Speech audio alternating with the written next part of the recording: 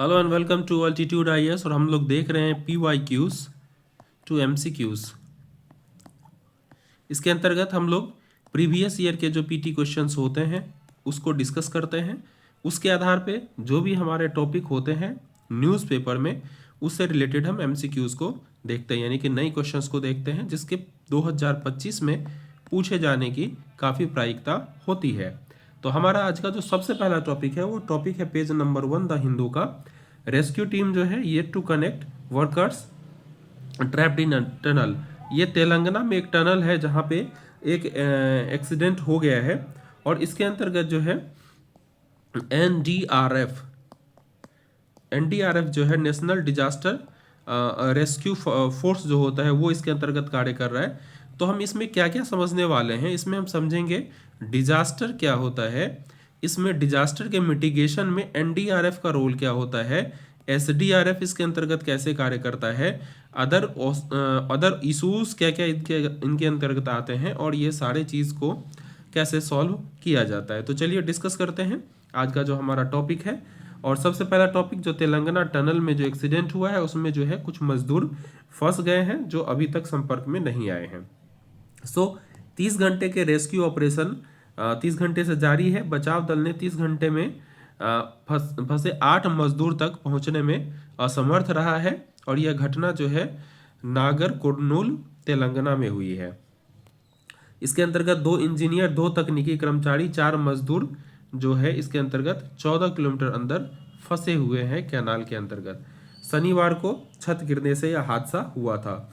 तो बचाव का जो कार्य है इसके अंतर्गत एनडीआरएफ, एसडीआरएफ, अन्य मिलकर के इन सारे ऑपरेशंस को क्रिएट कर रहे हैं। तो चलिए हम इस संदर्भ में सबसे पहले हम लोग देखते हैं कि आपदा प्रबंधन और आपदा क्या क्या चीजें हैं और ये कैसे कार्य करती है। भारत में आपदा प्रबंधन में प्राकृतिक और मानव निर्मित आपदाओं से निपटने की तैयारी, समन, प्रतिक्रिया और पुनर्वास शामिल किया गया है। तो ध्यान दीजिएगा, भारत का जो आपदा प्रबंधन है उस आपदा प्रबंधन के अंतर्गत प्राकृतिक और मानव निर्मित दोनों तरीके के आपदा को इन्वॉल्व किया गया है। अगर आपदा प्रबंधन अधिनियम 2005 की बात करें तो ये हमें आपदा प्रतिक्रिया और तैयारी के लिए जो है कानूनी ढांचा प्रदान करता है। तो आपको अगर बेस जानना हो आपदा प्रबंधन कैसे होता है तो वो आपदा प्रबंधन अधिनियम 2005 के अंतर्गत होता है। इसके अंतर्गत जो है आपदा को परिभाषित किया गया है। आपदा क्या है? प्राकृतिक या मानव जनित कारणों से उत्पन्न कोई बड़ी विपत्ति, दुर्घटना, गंभीर घटना जिससे जीवन, संपत्ति और पर्यावरण को भारी नुकसान होता है, उसे ही इसके तहत आपदा कहा गया। तो अगर आपको परिभाषा लिखनी हो ना तो आप ऐसे अगर लिखे कि आपदा प्रबंधन अधिनियम 2005 के तहत वर्णित है कि प्राकृतिक और मानव निर्मित कारणों से उत्पन्न कोई विपत्ति, दुर्घटना या गंभीर घटना जिससे जीवन, संपत्ति या पर्यावरण को भारी नुकसान होता है उसे आपदा कहते हैं। अगर ये आप वर्डिंग लिखेंगे मेंस के आंसर राइटिंग में तो आपको काफी हेल्पफुल होगा और काफी बेहतर नंबर इससे प्राप्त होंगे। भारत में जो आपदा प्रबंधन उसके तहत जो है देख लीजिए, सबसे पहले ये आपदा प्रबंधन अधिनियम 2005 जो हमने आपको दिखाया है कानूनी ढांचा प्रदान करता है। इसके तहत तैयारी, प्रतिक्रिया, शमन और पुनर्वास के उपाय किए गए हैं। तो इसके तहत आप ऐसे भी कर सकते हैं 2005 और इसके तहत आप ले सकते हैं ये चारों आइटम। अगर आप इस तरीके से डायग्राम अगर बनाते हैं तो आपको मार्क्स भी बेहतर मिलने की संभावना बनी रहती है। भारत में आपदा के प्रकार क्या क्या है? नेचुरल डिजास्टर यानी प्राकृतिक आपदा और मैनमेड डिजास्टर मानव निर्मित आपदा। साइक्लोन, बाढ़, भूकंप, हीट वेव्स और सूखा, भूस्खलन ये सारे जो है प्राकृतिक आपदा के अंतर्गत आते हैं। औद्योगिक दुर्घटना, रेल दुर्घटना, परमाणु आपदा, भवन गिरना और रासायनिक और जैविक आपदाएं हैं जैसे कोविड-19, ये सारे जो है मैनमेड डिजास्टर के अंतर्गत आते हैं यानी मानव निर्मित आपदा के अंतर्गत आते हैं। तो भारत में जो डिजास्टर मैनेजमेंट का फ्रेमवर्क है वो देख लीजिए। तो सबसे ऊपर में है राष्ट्रीय आपदा प्रबंधन प्राधिकरण जो 2005 का जो एक्ट हम अभी बात कर रहे थे आपदा प्रबंधन अधिनियम 2005 के अंतर्गत इसे स्थापित किया गया है और भारत के प्रधानमंत्री द्वारा इसकी अध्यक्षता की जाती है। स्टेट लेवल पे जो है राज्य आपदा प्रबंधन प्राधिकरण है जो मुख्यमंत्री द्वारा संचालित होती है और राज्य स्तर पर आपदा प्रतिक्रिया का समन्वय करती है। अगला है जिला आपदा प्रबंधन प्राधिकरण, ये जो है जिला कलेक्टर के द्वारा संचालित होता है। जिला स्तर पर आपदा प्रतिक्रिया योजनाओं को लागू करती है और राष्ट्रीय आपदा प्रबंधन संस्थान जो है ये आपदा तैयारी पर प्रशिक्षण और अनुसंधान प्रदान करती है। संवैधानिक प्रावधान की बात करें तो अनुच्छेद 23 के अंतर्गत स्टेट लिस्ट में अगर देखें तो राज्य सूची के प्रविष्टि 23 राहत और पुनर्वास राज्य का विषय है, अर्थात राज्य को प्राथमिक जिम्मेदारी इसके तहत दी जाती है। अनुच्छेद 29 की बात करें, समवर्ती सूची के तहत जोखिमपूर्ण गतिविधि के रोकथाम केंद्र और राज्य सरकार दोनों के अधिकार क्षेत्र में आता है। और आर्टिकल 21 का अगर बात करें तो जीवन का अधिकार है, जो सर्वोच्च न्यायालय के आपदा राहत को जीवन के अधिकार के तहत मौलिक अधिकार के रूप में वर्णित किया गया। इसके साथ ही अनुच्छेद 51A(g) पर्यावरण की सुरक्षा और आपदा की रोकथाम नागरिकों के मौलिक कर्तव्य है। तो आप देख लीजिए, मौलिक अधिकार, मौलिक कर्तव्य, समवर्ती सूची और राज्य सूची, ये सारे जो संवैधानिक प्रावधान है वो आपदा को जो है आपदा इसके अंतर्गत आते हैं। कानूनी ढांचा तो 2005 जो आपदा प्रबंधन अधिनियम है, इसके तहत प्रबंधन संबंध तैयारी और प्रतिक्रिया को परिभाषित किया गया है। राष्ट्रीय, राज्य और जिला आपदा प्रबंधन प्राधिकरण का भी इसके तहत गठन किया जाता है। पर्यावरण संरक्षण अधिनियम 1986 की बात करें तो सरकार को खतरनाक उद्योगों को नियंत्रित करने का अधिकार इसके तहत दिया गया है। महामारी रोकथाम अधिनियम जो है 1897, यह महामारी जैसे कोविड-19 को नियंत्रित करने के लिए उपयोग किया जाता है। फैक्ट्री अधिनियम 1948 की बात करें तो औद्योगिक सुरक्षा को नियंत्रित करता है और औद्योगिक आपदा को रोकता है। औद्योगिक परियोजना से पहले जो है जोखिम मूल्यांकन अनिवार्य किया गया है आपदा पर्यावरण प्रभाव आकलन 2006 के तहत। भारत की जो राष्ट्रीय अंतर्राष्ट्रीय समझौता है या जिन चीज़ों को भारत ने रेक्टिफाई किया है किसी को, वो हम देखते हैं। तो सबसे पहले है सेंडाई ढांचा जो 2015 से 30 को टारगेट करती है। भारत ने 2015 में सेंडाई ढांचे को औपचारिक रूप से अपनाया और इसका जो है आपदा की तैयारी, जोखिम में कमी और लचीलापन बढ़ाना जो है इसका फोकस है। और भारत ने 2016 में एशियाई मंत्री स्तरीय सम्मेलन का भी आयोजन किया। पेरिस एग्रीमेंट 2015 की अगर बात करें तो भारत ने 2016 में पेरिस एग्रीमेंट की पुष्टि की है और ये जो है कि इसका जो फोकस है वो जलवायु परिवर्तन समन अनुकूलन जो आपदा प्रबंधन से इस प्रकार से जुड़ता है। और भारत जो है 2030 तक कार्बन उत्सर्जन तीव्रता को 33 से 35% तक कम करने का लक्ष्य रखता है। UNFCCC की बात करें तो संयुक्त राष्ट्र जलवायु परिवर्तन ढांचा सम्मेलन जो है भारत ने 1992 में इसकी पुष्टि की थी और इसका जो फोकस है जलवायु संबंधी आपदाओं का समाधान और सतत विकास को बढ़ावा देना, तो ये भी इसको कहीं ना कहीं टारगेट करता है। ह्यूगो कार्य योजना की बात करें तो ये 2005 में ह्यूगो कार्य योजना को अपनाया गया था। इसका जो फोकस था आपदा जोखिम प्रबंधन और प्रतिक्रिया को मजबूत करना। और ह्यूगो का ही अगला फॉर्म जो आपने अभी देखा है सेंडाई ढांचा, ये ह्यूगो के बाद का अगला चरण है। मॉन्ट्रियल प्रोटोकॉल देख लीजिए, ये भारत ने 1992 में इसे पुष्टि की थी और इसका जो फोकस है वो ओजोन परत को क्षय करने वाले पदार्थ को कम करना और जलवायु और आपदा जोखिम को जो प्रभावित करते हैं उसको ठीक करना। डिजास्टर मैनेजमेंट साइकिल, अगर आपदा प्रबंधन चक्र की बात करें तो सबसे पहले रोकथाम और समन यानी कि बाद रोधी संरचना जैसे का निर्माण इसके अंतर्गत कह सकते हैं आप। चक्रवात के लिए प्रारंभिक चेतावनी प्रणाली इसके तहत विकसित किया जाता है। तैयारी आप देख लीजिए, सामुदायिक जागरूकता कार्यक्रम, आपदा प्रबंधन के लिए मॉक ड्रिल और प्रशिक्षण कार्यक्रम आयोजित करना। प्रतिक्रिया, बचाव और राहत कार्य और NDRF की टीमों की तैनाती इसके अंतर्गत की जाती है। पुनर्वास और पुनर्निर्माण की अगर बात करें तो प्रभावित लोगों के वित्तीय और चिकित्सा सहायता प्रदान करना, आपदा प्रतिरोधी अवसंरचना का पुनर्निर्माण करना इसके तहत आता है। चुनौतियां क्या क्या है, क्या क्या समस्याएं आती है जब ये कार्य किए जाते हैं? तो खराब शहरी नियोजन जो है भारत में ये एक बहुत बड़ी समस्या है। जलवायु परिवर्तन के कारण इशूज आती है। समन्वय जो है खास करके स्टेट और लोकल बॉडीज जो है सेंट्रल एडमिनिस्ट्रेशन के साथ समन्वय में काफ़ी दिक्कतें आती है। अपर्याप्त प्रारंभिक चेतावनी प्रणाली है, यानी कि चेतावनी प्रणाली जो है वो हमारे लिए जितनी होनी चाहिए उस तरीके से कार्य नहीं कर पाती। और आपदा प्रतिक्रिया भी कम है जो जितने चाहिए उसकी तुलना में। सरकारी पहल और तकनीकी उपयोग की बात करें तो राष्ट्रीय आपदा प्रतिक्रिया बल जो है जिसे हम NDRF रिस्पॉन्स फोर्स कहते हैं, आपदा प्रतिक्रिया के लिए विशेष बल है। उसके बाद ICZM जिसे हम एकीकृत यानी कि इंटीग्रेटेड कोस्टल जोन मैनेजमेंट है, एकीकृत तटीय क्षेत्र प्रबंधन, ये जो है तटीय आपदा जोखिम को कम करने पर ध्यान केंद्रित करता है। अगला हमारा भू स्थानिक तकनीक, जो आपदा पूर्वानुमान के लिए उपग्रहों का उपयोग करता है। और आगे हमारा कृत्रिम बुद्धिमत्ता और बिग डेटा, जो आपदा जोखिमों की भविष्यवाणी और विश्लेषण में मदद करता है। अर्थात जो है भारत में विधायी ढांचे, तकनीकी प्रगति और सक्रिय नीतियों के माध्यम से आपदा प्रबंधन में महत्वपूर्ण प्रगति तो की है, लेकिन इसके बेहतर समन्वय, आपदा अवसंरचना, जो आपदा रोधी अवसंरचना, उसमें निवेश और प्रारंभिक चेतावनी प्रणाली को मजबूत करने की आवश्यकता है, ताकि समय अनुसार जो है समन की कार्यवाही की जा सके, मिटिगेशन अप्रोच टाइम पे लिए जा सके। एक आपको 2023 में जो क्वेश्चन पूछा गया है जैव विविधता प्रबंधन समिति के बारे में, उसके विषय में आपको विचार करना है।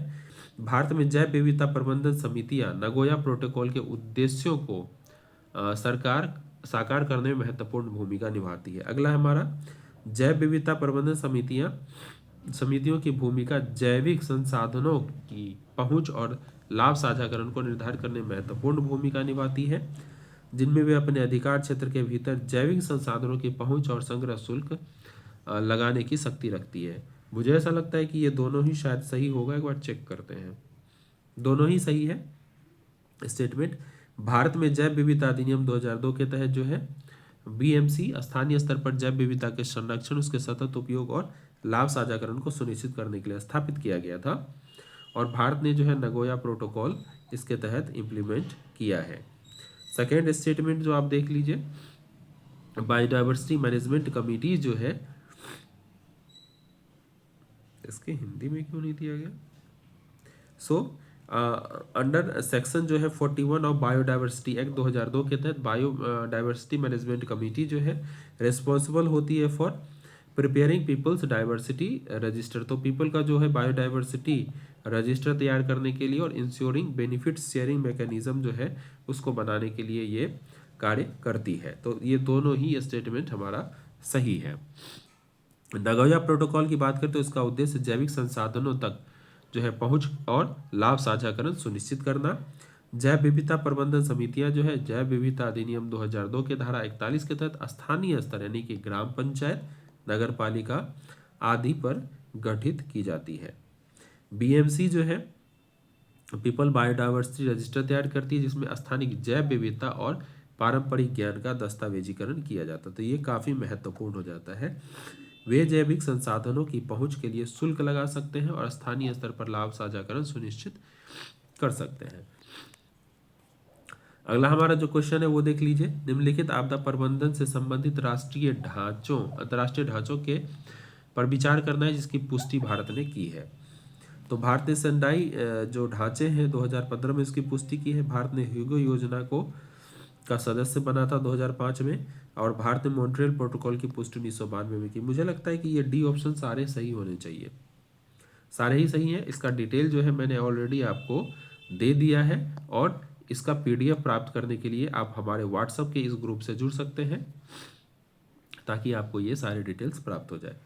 अगला पेज नंबर 3 से रिलेटेड है, और ये जो है एलिफेंट के द्वारा केरला में रेजिडेंस का जो है एक्सीडेंट में कुछ लोग मारे गए। इसे हम आप कह सकते हैं कि इसे मैन एनिमल कन्फ्लिक्ट आप कह सकते हैं। तो मैन एनिमल कन्फ्लिक्ट क्या होता है, इसके तहत क्या क्या संरचनाएं हैं इससे संबंधित, इससे कॉन्स्टिट्यूशनल और लीगल जो भी मैंडेट्स हैं उस पर हम चर्चा करेंगे, और साथ ही साथ ये भी देखेंगे कि क्या उपाय किए जा सकते हैं इससे ठीक करने के लिए।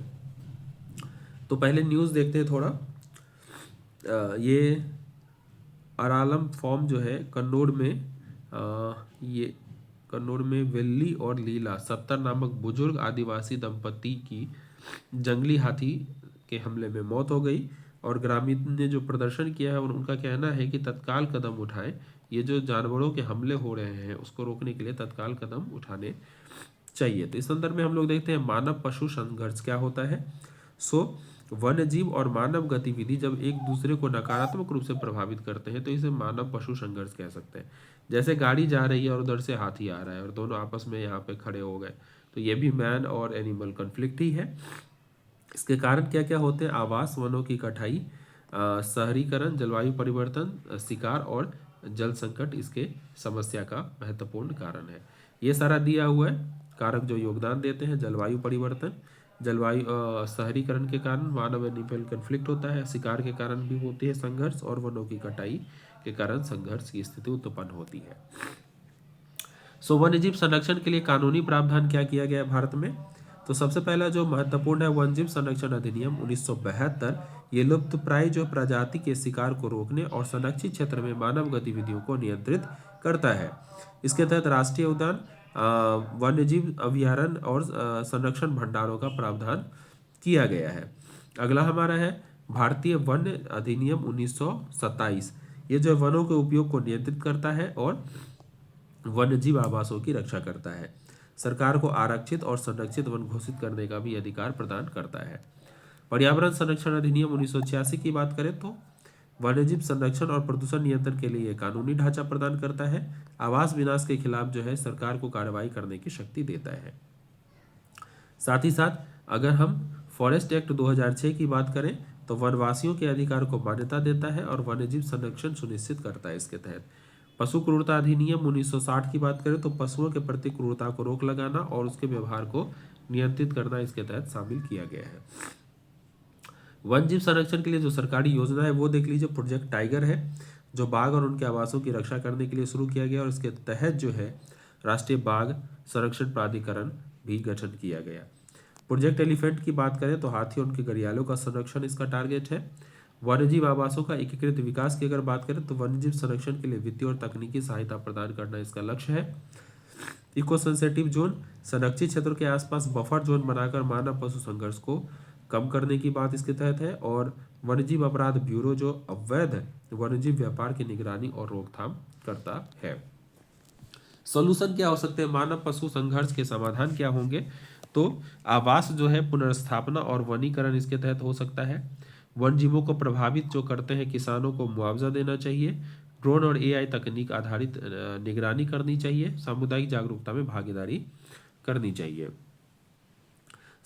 इस प्रकार जो है मानव पशु संघर्ष एक गंभीर समस्या है जिसके लिए मजबूत कानूनी प्रावधान और प्रभावी क्रियान्वयन की आवश्यकता होती है। इसके संरक्षण और मानव विकास के बीच संतुलन जो है बनाना संघर्ष को कम करने की कुंजी है। मतलब विकास और जो आप कह सकते हैं पर्यावरण संरक्षण, इसको अगर हम एक साथ करें तो शायद हम इससे आप कह सकते हैं कि कम करते हैं, संघर्ष को कम कर सकते हैं। एलिफेंट जो चूंकि ये जो संघर्ष है वो एलिफेंट इसमें शामिल है, तो हम लोग थोड़ा सा एलिफेंट रिलेटेड प्रोजेक्ट देखेंगे। पहला है एलिफेंट प्रोजेक्ट 1992 जो पर्यावरण वन एवं जलवायु परिवर्तन मंत्रालय द्वारा शुरू किया गया था। इसमें हाथियों और उनके आवास की रक्षा, मानव हाथी संघर्ष को कम करना और कल्याण को बढ़ावा देने का लक्ष्य रखा गया था जो 16 राज्यों में लागू है। माइक है, इसके बारे में हम लोग थोड़ा सा डिटेल में चर्चा करेंगे। गज यात्रा जो 2017 में लॉन्च किया गया था वन्यजीव ट्रस्ट ऑफ इंडिया और ministry of environment forest and climate conservation के द्वारा। इसमें हाथियों के लिए राष्ट्रीय जागरूकता अभियान ये प्रोग्राम है। हाथी गलियारा परियोजना देख लीजिए, हाथियों की आवाजाही के लिए रास्तों को बहाल करने और सुरक्षित करने का लक्ष्य इसके तहत रखा गया था। ये भी WTI यानी कि वन्यजीव ट्रस्ट ऑफ इंडिया के द्वारा और स्टेट गवर्नमेंट के द्वारा चलाया जाता है। हाथी मेरे साथी कार्यक्रम जो है 2011 का कार्यक्रम है, ये भी मंत्रालय के द्वारा चलाया गया था और भारतीय वन्यजीव संस्थान द्वारा भी इसके तहत जन जागरूकता अभियान चलाया गया था। एलिफेंट रिजर्व की बात करें तो भारत में 33 हाथी अभयारण्य है और 80,000 वर्ग किलोमीटर से अधिक क्षेत्र में ये फैले हुए हैं। उदाहरण मयूर झरना पश्चिम बंगाल, शिवालिक उत्तराखंड और पेरियार केरल में ये सारे शामिल हैं। माइक कार्यक्रम की बात करें तो ये हाथियों के संरक्षण के लिए लाया गया था और इसका फुल फॉर्म है monitoring the illegal killing of elephant. इसके तहत हाथियों के अवैध हत्या की निगरानी की जाती है। ये जो है साइट्स के द्वारा लॉन्च किया गया था। इसका नाम है, साइट्स का फुल फॉर्म है convention on international trade in endangered species जो 2003 में स्टार्ट किया गया था और हाथियों के अवैध शिकार को ट्रैक करने और कम करने के लिए ये वैश्विक स्तर पर संचालित कार्यक्रम है। ये माइक के ऑब्जेक्टिव क्या है? हाथियों की अवैध हत्या की प्रवृत्ति की निगरानी करना, वन्यजीव संरक्षण उपायों के प्रभाव का मूल्यांकन करना, शिकार विरोधी और कानून प्रवर्तन प्रयासों का समर्थन करना, साइट्स के तहत निर्णय लेने के लिए डेटा प्रदान करना। माइक साइट्स देख लीजिए इंडिया में तो 10 साइट्स हैं इसके तहत, इसकी निगरानी की जाती है। काजीरंगा नेशनल पार्क के तहत मानस, उसके बाद बुक्सा जो टाइगर रिजर्व पश्चिम बंगाल, मदुमलाई जो तमिलनाडु में है, पेरियार केरल, सिमलीपाल ओडिशा, बांदीपुर कर्नाटक और राजाजी उत्तराखंड इसके तहत शामिल है। इस संदर्भ में आपको एक प्रीलिम्स के क्वेश्चन दिए गए हैं। निम्नलिखित में से कौन भारत में जंगली हाथियों के संरक्षण को प्रभावित करता है? सो वाइल्ड लाइफ प्रोटेक्शन एक्ट 1972 शिकार पर रोक लगाता है और संरक्षित क्षेत्र में हाथियों की आवास को नियंत्रित करता है। अगला है हमारा भारतीय वन अधिनियम 1927 सरकार को आरक्षित और संरक्षित वन क्षेत्र घोषित करने का अधिकार देता है जो हाथियों के संरक्षण के लिए महत्वपूर्ण है। अगला है हमारा पर्यावरण संरक्षण अधिनियम 1986 आवास विनाश के खिलाफ कार्रवाई की अनुमति देता है जो अप्रत्यक्ष रूप से हाथियों के संरक्षण को प्रभावित करता है। और एक और है अनुसूचित जनजाति और अन्य पारंपरिक वन निवासी जो अधिनियम है 2006 वनवासियों के अधिकार को मान्यता देता है और वन्यजीव संरक्षण सुनिश्चित करता है जिससे हाथियों के आवास प्रभावित होते। मुझे लगता है ये सारे ऑप्शंस इसके तहत सही होने चाहिए। All options are right. इसका हमने डिटेल आपको ऑलरेडी दे दिया है जो आप हमारे व्हाट्सएप ग्रुप से जुड़ करके PDF प्राप्त कर सकते हैं और यहाँ भी आप पॉज करके इसको चला सकते हैं। पेज नंबर 4 पे हमारा अगला टॉपिक है यूनेस्को से रिलेटेड। यूनेस्को हेरिटेज साइट करने के लिए जो है शिवाजी के जो फोर्ट हैं, शिवाजी द्वारा जो मैनेजमेंट किए जाते थे जिन फोर्ट का, उन फोर्ट को यूनेस्को साइट के तहत लाने के लिए जो है महाराष्ट्र सरकार की प्रयास कर रही है। इस संदर्भ में हम लोग देखेंगे कि यूनेस्को जो साइट्स देती है मतलब हेरिटेज टैग देती है, वो टैग क्या है, उसका लाभ क्या है, लाभ इसके फिर इसे इस टैग को कैसे दिया जाता है, उसके बाद हम थोड़ा बहुत इसका जो क्या यूनेस्को के बारे में बात करेंगे और अन्य कुछ फंड्स अगर होते हैं जो दिए जाते हैं उसके संदर्भ में भी जो संरक्षण के लिए, वो भी हम बात करेंगे इसके तहत।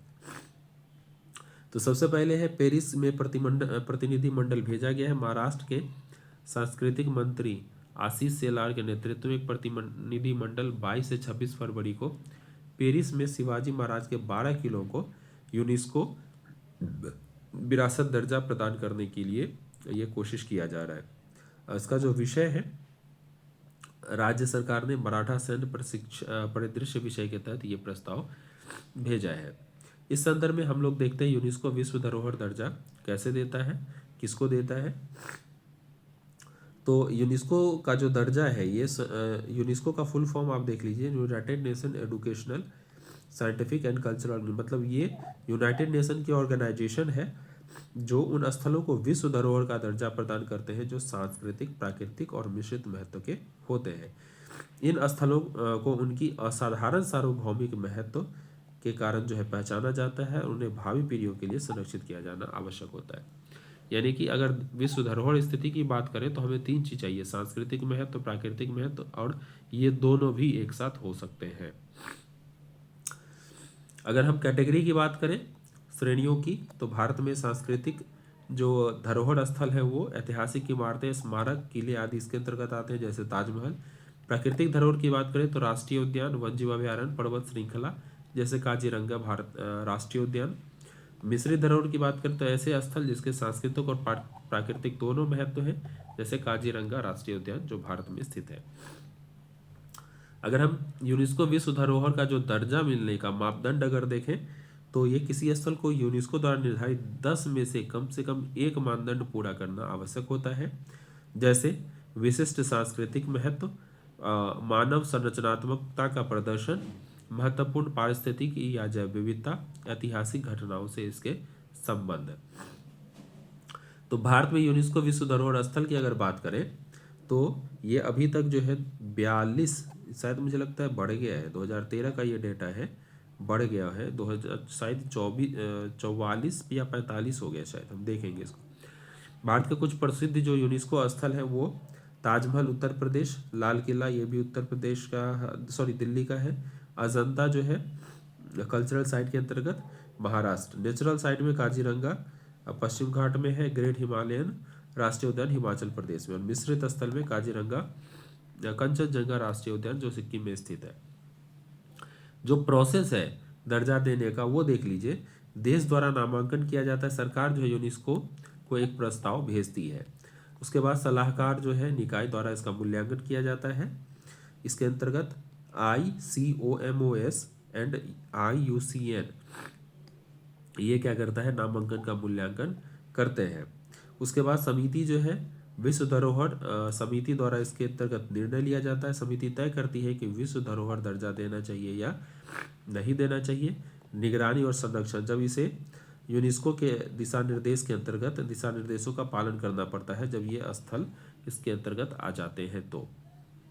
बेनिफिट क्या क्या होते हैं, वैश्विक पहचान, पर्यटन में वृद्धि होती है, संरक्षण के लिए वित्तीय सहायता प्राप्त होती है, और मजबूत पर्यावरण और धरोहर संरक्षण कानून जो है इसके अंतर्गत आते हैं। चुनौती और चिंता देख लीजिए। अत्यधिक पर्यटन होता है, उचित रखरखाव में भारत में कम से कम कमी देखी जाती है, और अतिक्रमण और शहरीकरण जो है ये हेरिटेज साइट्स को नुकसान पहुंचाते हैं। इस प्रकार यूनेस्को वैश्विक धरोहर दर्जा जो है स्थलों की सुरक्षा के लिए एक महत्वपूर्ण कदम है।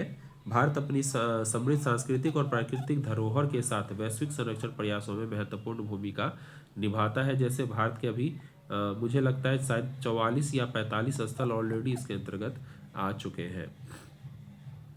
UNESCO and world heritage fund की अगर बात करें तो यूनेस्को जो है ये United Nation Educational Scientific and Cultural Organisation है, जो संयुक्त राष्ट्र की एक विशेष एजेंसी है जो शिक्षा, संस्कृति, विज्ञान और संचार पर केंद्रित है। यह विश्व स्तर पर सांस्कृतिक और प्राकृतिक धरोहर को संरक्षित करने का कार्य करती है। यूनेस्को जो है उसका एक विश्व धरोहर कोष है। ये जो है 1972 में विश्व धरोहर अधिनियम के तहत स्थापित किया गया था। यह यूनेस्को के विश्व धरोहर स्थलों की सुरक्षा के लिए वित्तीय और तकनीकी सहायता प्रदान करता है। ये ध्यान दीजिएगा, ये जो है यूनेस्को वर्ल्ड हेरिटेज फंड है, वित्तीय और तकनीकी सहायता प्रदान करने के लिए यूनेस्को का ही पार्ट है। वर्ल्ड हेरिटेज फंड का उद्देश्य क्या है, विश्व धरोहर स्थल का संरक्षण और सुरक्षा, खतरे में पड़े स्थलों को आपातकालीन सहायता प्रदान करना, संरक्षण परियोजना और पुनर्स्थापन कार्यक्रम को जो है समर्थन देना, धरोहर प्रबंधन के लिए प्रशिक्षण कार्यक्रम को वित्तीय सहायता प्रदान करना, और धरोहर स्थलों के आसपास सतत पर्यटन को बढ़ावा देना। विश्व धरोहर कोष के जो वित्त स्रोत हैं वो है अनिवार्य योगदान।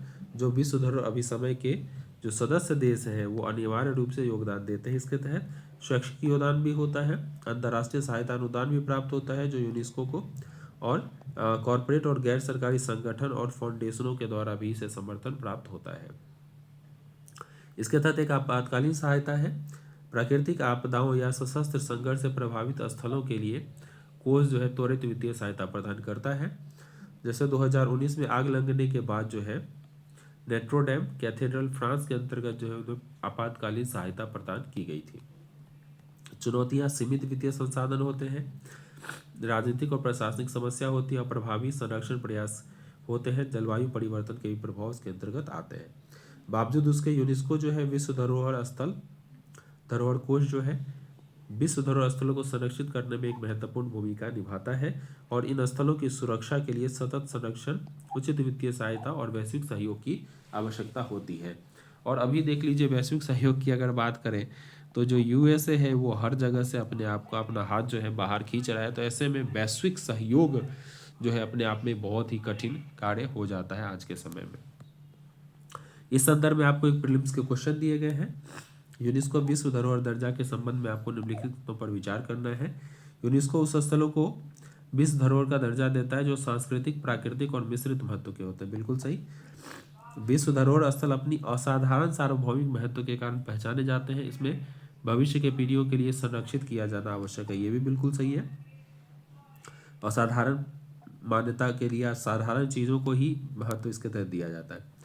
एक बार किसी स्थल को यूनेस्को विश्व धरोहर स्थल के रूप में नामित किया जाए तो उसे स्वचालित रूप से विश्व धरोहर कोष से वित्तीय सहायता, तो स्वचालित रूप से किसी को भी वित्तीय सहायता नहीं मिलती, विशेष प्रावधान के अंतर्गत ही वित्तीय सहायता मिलती है। थर्ड स्टेटमेंट गलत क्यों हुआ? क्योंकि विश्व धरोहर स्थलों को स्वचालित रूप से विश्व धरोहर कोष से सहायता नहीं मिलती। सहायता केवल विशेष मामलों में आवश्यकता अनुसार और अनुरोध के आधार पर दी जाती है। बाकी डिटेल्स आप पीडीएफ प्राप्त करके स्टडी करिए। अगला हमारा पेज नंबर 6 पे टॉपिक है जो एक्सटेंडेड रियलिटी से संबंधित है, जो क्रिएटर हैकाथॉन हो रहे हैं, इसके माध्यम से अपॉर्चुनिटीज़ प्रदान की जा रही है गवर्नमेंट और जो संस्था इसके साथ मिलकर काम करे उसके द्वारा। तो एक्सटेंडेड जो रियलिटी है, क्रिएटर हैकाथॉन ने एक्सटेंडेड रियलिटी इनोवेटर्स को सशक्त बनाया है। जो एक्सआर क्रिएटर हैकाथॉन है का आयोजन वेव लैब्स द्वारा सूचना एवं प्रसारण मंत्रालय की जो है वेव्स 2025 पहल के तहत किया जा रहा है। इसमें भारत सरकार जो है एक्सटेंडेड रियलिटी और XDG जैसे प्रमुख एक्सआर समुदाय भी इसके तहत शामिल है। फोकस एरिया की बात करें तो इसमें शीर्ष 5 टीमें और अपने नवाचार वेब्स ग्रैंड फिनाले में प्रस्तुत करेगी, जो 1 से 5 मई 2025 को होना है। प्रमुख एक्सटेंडेड रियलिटी और वर्चुअल रियलिटी जो है अनुप्रयोग में स्वास्थ्य, फिटनेस और सामाजिक कल्याण शामिल है इसके तहत। तो एक्सटेंडेड रियलिटी की बात करें और एक्सटेंडेड रियलिटी हैकाथॉन की बात करें तो इसका आयोजन जो है वेब लैब्स और वेब लैब्स के द्वारा किया जा रहा है। इसका उद्देश्य जो है एक्सटेंडेड रियलिटी, वर्चुअल रियलिटी तकनीकों को बढ़ावा देना, और इसके तहत जो है वेब्स 2025 के तहत जो है पुरस्कार दिया जाएगा जो प्रदर्शन करना है, और सूचना और प्रसारण मंत्रालय जो है इस योजना को आगे बढ़ा रही है। प्रमुख विषय देखें तो स्वास्थ्य, फिनटेक और कल्याण जैसे रोगी देखभाल, चिकित्सा प्रशिक्षण और फिटनेस के लिए एक्सटेंडेड रियलिटी समाधान कैसे कार्य करता है। उसी तरीके से शैक्षणिक परिवर्तन, इमर्सिव पर्यटन, डिजिटल मीडिया और मनोरंजन, ई कॉमर्स और रिटेल आदि के माध्यम से आदि को एक्सटेंडेड रियलिटी के माध्यम से कैसे अनुभव को बेहतर करना है वो इसके अंतर्गत आते हैं। भागीदारी विवरण की बात करें तो 3 से 4 सदस्य जो है के टीम डेवलपर्स, डिजाइनर्स और XR विशेषज्ञ इसके तहत शामिल होते हैं। मूल्यांकन मानदंड जो है नवाचार, उपयोगिता अनुभव, तकनीकी निष्पादन, प्रभाव, व्यवहारिकता, रचनात्मकता और विस्तारशीलता है इसके तहत। हाल की घटना अगर देखें तो दिल्ली मीटअप हुआ था 8 फरवरी 2025, जिसमें 91 स्प्रिंग बोर्ड नोएडा में आयोजित किया गया था। इसमें एक्सटेंडेड रियलिटी, वर्चुअल रियलिटी के विभिन्न सत्र जो है शामिल हुए थे। फेज 2 जो है 13 फरवरी 2025 जो 40 टीमें फेज 3 में पहुंचेगी और उसे वेब 2025 के अंतर्गत पुरस्कार प्रदान किया जाएगा। पुरस्कार क्या होगा? 5 लाख का जो है पुरस्कार इसके तहत रखा गया है, और इसके अलावा अन्य विशेष लाभ है जैसे प्रीमियम एक्सटेंडेड रियलिटी मर्चेंडाइज, उसके बाद जो है प्रायोगिक वैश्विक XR इवेंट्स के लिए यात्राएं, संभावित निवेश अवसर भी मिल सकते हैं, और उद्योग विशेषज्ञों और सरकारी अधिकारियों से प्रशंसा पत्र इसके तहत प्राप्त होगा। अर्थात एक्सटेंडेड रियलिटी जो है क्रिएटर हैकाथॉन भारत में इमर्सिव टेक्नोलॉजी को आगे बढ़ाने की दिशा में महत्वपूर्ण कदम है, जो शिक्षा, स्वास्थ्य, पर्यटन, मनोरंजन में नवाचार को बढ़ावा देने के लिए जो है एक्सटेंडेड रियलिटी का प्रयोग यानी आर्टिफिशियल इंटेलिजेंस का प्रयोग को बढ़ावा देगा। यह पहल भारत में डिजिटल परिवर्तन लक्ष्यों के अनुरूप है और भारतीय एक्सटेंडेड रियलिटी प्रतिभाओं को वैश्विक पहचान दिलाने में भी मदद करेगा। इसके तहत सरकार, उद्योग नेता और तकनीकी नवाचार की भागीदारी से एक्सटेंडेड रियलिटी टेक्नोलॉजी में दीर्घकालिक विकास और निवेश सुनिश्चित हो सकेगा। इस संदर्भ में एक क्वेश्चन दिया गया है आपको, एक्सटेंडेड रियलिटी क्रिएटर हैकाथॉन के विषय में बात करनी है आपको। तो extended reality creator hackathon Bharat में AR, VR, MR टेक्नोलॉजीज को जो है प्रमोट करने का उद्देश्य रखता है, ये बिल्कुल सही है। यह वेब लैब्स भारत XR और XDG द्वारा सूचना प्रसार मंत्रालय के सहयोग से आयोजित किया जाता है। इस हैकाथॉन के विजेताओं को आगे के विकास के लिए भारत सरकार से प्रत्यक्ष वित्तीय सहायता प्रदान नहीं होगी। 3 नंबर कट जाएगा, 1 और 2 इसके तहत सही हो जाता है। थर्ड गलत क्यों है? क्योंकि इसके तहत जो है विजेताओं को अपनी तकनीकी नवाचारों को वेब्स 2025 में प्रदर्शित करने का अवसर मिलेगा। इन्हें सरकार से कोई प्रत्यक्ष वित्तीय सहायता प्राप्त नहीं होगी। बाकी डिटेल्स हमने ऑलरेडी आपको पीडीएफ में डाल दी है। पेज नंबर 8 पे जो है एक अगला टॉपिक है जो आरबीआई के करेंसी स्वैप से संबंधित है। ये कैसे तो हम इस संदर्भ में करेंसी स्वैप को समझने की कोशिश करेंगे, इसका क्या प्रभाव होता है, इसकी क्या विशेषता होती है वो समझेंगे, और इसको किया जाना चाहिए किस प्रकार से समय समय पे, ये हम इसके तहत समझने की कोशिश करते हैं। सो आरबीआई ने डॉलर रुपया स्वैप नीलामी के माध्यम से $10 बिलियन की तरलता प्रणाली में डाली है। यह कदम विदेशी पूंजी बहिर्प्रवाह और दीर्घकालिक तरलता संकट को कम करने के लिए उठाया गया है। रीजन देखें इसके तहत, तो अमेरिकी डॉलर मजबूत हुआ है ट्रंप की कारपोरेट कटौती और टैरिफ युद्ध के कारण। अक्टूबर 2024 में रुपया जो है 3.3% गिरा और ₹85 प्रति डॉलर के स्तर के पार पहुंच गया है। विदेशी निवेशकों ने भारतीय शेयर बाजार से $31 बिलियन निकाले हैं। इस संदर्भ में हम लोग करेंसी स्वैप को देखते हैं, ये कैसे कार्य करेगा और क्या क्या फायदे होंगे। सो करेंसी स्वैप एक वित्तीय समझौता होता है जिसमें दो पक्ष एक निश्चित राशि की मुद्रा का आदान प्रदान करते हैं और भविष्य में एक तय तारीख पर इसे वापस ले लेते हैं। तो करेंसी स्वैप क्या होगा? विदेशी मुद्रा भंडार पर निर्भरता को जो है ये कम करता है, मुद्रा मूल्य में स्थिरता लाता है और द्विपक्षीय व्यापार को मजबूत बनाता है। विशेषता देखें तो मूलधन और ब्याज का आदान प्रदान होता है। इसके तहत दोनों पक्ष जो है अलग अलग मुद्राओं में मूलधन और ब्याज भुगतान का आदान प्रदान करते हैं। निश्चित या परिवर्तनीय दरें, ब्याज दरें जो है निश्चित और समझौतों के अनुरूप परिवर्तनीय हो सकती है। यह मुद्रा जोखिम को कम कैसे करेगा? विनिमय दर के उतार चढ़ाव से बचाव के लिए ये उपयोगी हो जाता है और व्यापार और निवेश में इसका उपयोग होता है। अंतर्राष्ट्रीय व्यापार और सीमा पार निवेश में ये मदद करता है। करेंसी स्वैप के प्रकार देख लीजिए। निश्चित से निश्चित यानी फिक्स टू फिक्स्ड स्वैप होता है, दो पक्ष निश्चित ब्याज दरों पर आदान प्रदान करते हैं। अगला होता है फिक्स टू फ्लोटिंग स्वैप, यानी कि एक निश्चित से परिवर्तनीय स्वैप, एक पक्ष जो है निश्चित दर चुकाता है, दूसरा जो है परिवर्तनीय दर चुकाता है। अगला हमारा परिवर्तनीय स्वैप, दोनों पक्ष जो है परिवर्तनीय ब्याज दरों पर आदान प्रदान करते हैं मुद्रा का। तो भारत के करेंसी स्वैप समझौते आप देख लीजिए कहाँ का है। तो द्विपक्षीय समझौते हैं भारत के जापान, यूएई और श्रीलंका जैसे देशों के साथ करेंसी स्वैप समझौते हैं। इसके अलावा सार्क स्वैप फ्रेमवर्क है जो आरबीआई है सार्क देशों को स्वैप सुविधा प्रदान करता है। लाभ क्या होंगे? विदेशी मुद्रा भंडार पर निर्भरता घटेगा, देशों को बड़ा विदेशी मुद्रा भंडार की आवश्यकता नहीं होगी, द्विपक्षीय व्यापार को बढ़ावा मिलेगा, अमेरिकी डॉलर के पर निर्भर हुए बिना जो है प्रोत्साहन मिलेगा, मुद्रा मूल्य को स्थिर करता है, विनिमय दर में अस्थिरता को कम करता है, और इस प्रकार जो है करेंसी स्वैप एक रणनीतिक वित्तीय साधन है जो देशों के बीच आर्थिक सहयोग और वित्तीय स्थिरता को बढ़ावा देता है। इस संदर्भ में जो 2025 में क्वेश्चन आने की संभावना है, करेंसी स्वैप क्या है? मुद्राओं के आदान प्रदान और बाद में लेन देन को उलटने का एक समझौता, नई मुद्रा नोटों की छपाई की एक विधि बिल्कुल गलत, क्रिप्टो करेंसी व्यापार का एक प्रकार ये भी गलत है, विनिमय दर को अस्थायी रूप से तय करने की प्रणाली, इसमें अस्थायी भी होता है और अस्थायी भी होता है और अस्थायी अस्थायी मिक्स भी होता है, तो ये इसका सही ऑप्शन हो जाएगा।